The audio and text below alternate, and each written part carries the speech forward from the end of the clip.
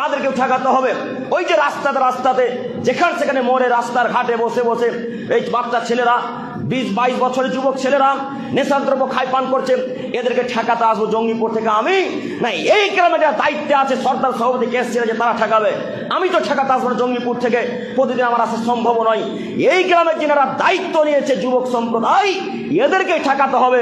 এই কথা আল্লাহ এদেরকে জিজ্ঞাসা করবে। আপনি কেমনে বুঝলেন যে শুধু আব্দুল করিম বাধা দিতে আসবে, শুধু আমাদের গ্রামে ইমাম সাহেব ঠেকাবে? এ কথা তো ঠিক নয়। এই গ্রামে যত দায়িত্বশীল আছে প্রত্যেকটা দায়িত্বশীলকে কাজ করতে হবে, প্রত্যেকটা মানুষকে। কই একদিন বলেছেন ওই যে কত ছেলে রাস্তাতে বসে মদ পান করে, একদিন ঠেকিয়েছেন? একদিনও তো ঠেকাতে পারলেন না। কেমনে আশা করে সমাজ পরিবর্তন করবেন? কিভাবে আশা করছেন সমাজ পরিবর্তন করবেন? অসম্ভব, কখনো নয়। ততক্ষণ পর্যন্ত সমাজ পরিবর্তন হবে না যতক্ষণ পর্যন্ত যুবকদেরকে পরিবর্তন না করবেন। যারা নেশাদ্রব্য খাই পান করছে তাদেরকে ঠেকান। আল্লাহ তাআলা